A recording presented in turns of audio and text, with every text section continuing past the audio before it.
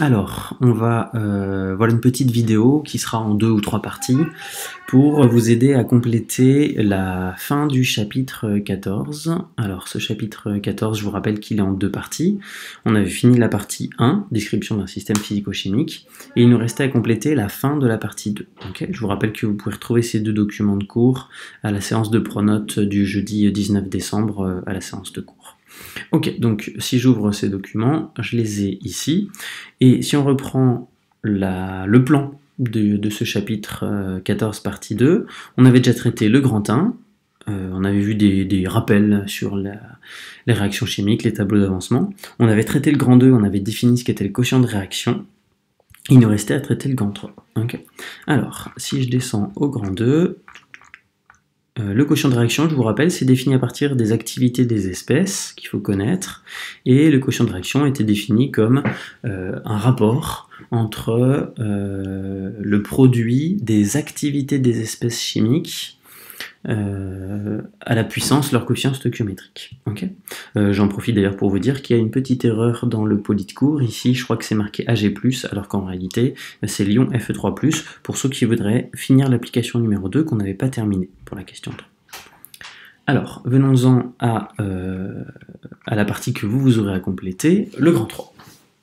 Donc le grand 3 traite de l'évolution spontanée d'un système chimique vers un état final. Et avant de commencer à vous expliquer ça, je vais d'abord vous expliquer la notion d'équilibre chimique. Donc, quand vous considérez un système physico-chimique, c'est-à-dire un mélange d'espèces chimiques, il peut se produire une transformation chimique. Et dans ce cas-là, la composition du système va évoluer au cours du temps, jusqu'à un moment où justement ça cesse d'évoluer, et on dit que le système a atteint un état d'équilibre. Okay, et la composition chimique ne varie plus.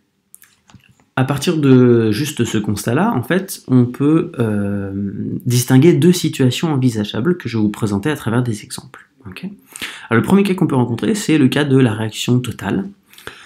Si je prends cet exemple de réaction, vous avez du sodium solide qui peut réagir avec de l'eau liquide. Ça vous donnera l'ion sodium, l'ion hydroxyde, et puis du dihydrogène gazeux. Alors, ce qui se passe si vous faites cette transformation chimique, c'est qu'au fur et à mesure que la réaction se produit et que l'avancement augmente, eh bien, le H2 gaz ici, il peut quitter le milieu réactionnel. La réaction va donc se faire uniquement dans un seul sens. Il s'agit alors, dans ce cas-là, de ce qu'on appellera d'une réaction totale. Pourquoi ? Parce que la réaction ne peut pas se produire dans l'autre sens.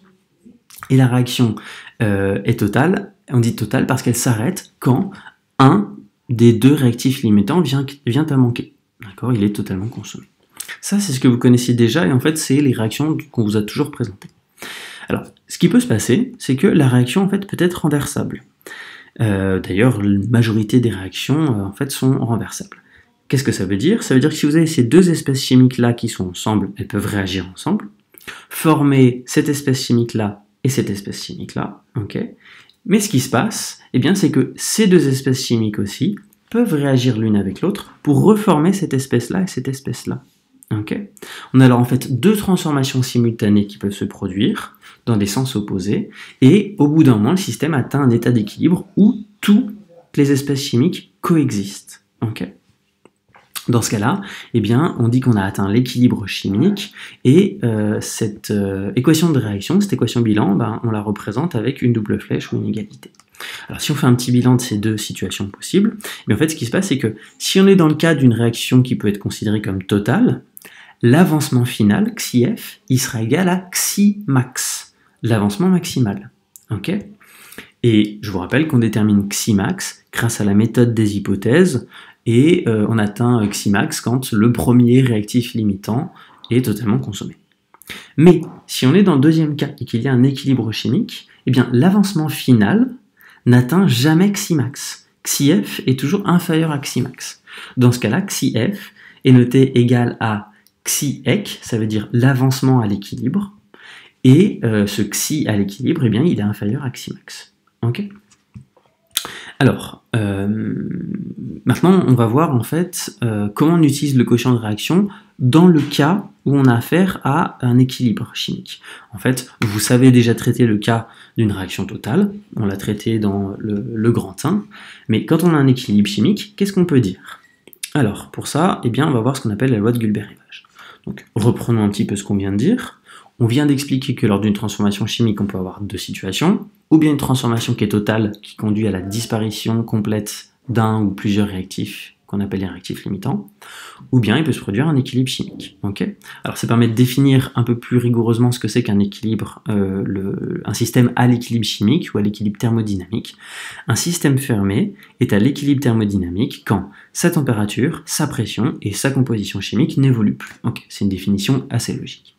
Et si votre système atteint l'équilibre chimique, alors il va respecter ce qu'on appelle la loi d'équilibre chimique, ou la loi de Gueule-Rivage, qui est la suivante. Eh bien, un système chimique va spontanément évoluer vers une composition qui sera différente de sa composition initiale, et ça c'est décrit par le fait que le quotient de réaction, il va tendre vers une valeur particulière qu'on appelle la constante d'équilibre, et qu'on note K standard de T. Je vous rappelle que le petit rond ici veut dire standard. C'est une constante qui vous sera donnée dans les exercices en général. Et c'est une constante caractéristique de l'équation de la réaction chimique, okay, qui dépend que de la température. Dans ce cas-là, qu'est-ce qu'on peut écrire? Eh bien, cette constante de réaction, elle est égale au produit des activités des espèces chimiques à la puissance leur coefficient stoichiométrique à l'équilibre. Ça, c'est seulement pour tous les produits. Le tout divisé par le produit des activités des espèces chimiques à l'exposant de leur coefficient stoichiométrique pour tous les réactifs. Cette loi s'appelle la loi de Gueule-Rivage, ou aussi appelée loi d'action de masse. Voilà. Pour information, vous pouvez noter la petite remarque, cette constante d'équilibre ne dépend que de la température, et très souvent on la note juste K standard, la température étant donnée dans l'énoncé.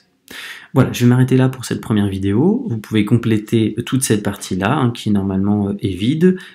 C'est la grosse partie importante, ça. Vous n'êtes pas forcément obligé de noter tout le petit texte qui est ici. Notez-le quand même, je pense que c'est important. Mais vraiment, ce qui est important, c'est cette définition de la constante d'équilibre. Ok ? Allez, je vous laisse regarder ensuite la deuxième partie de la vidéo.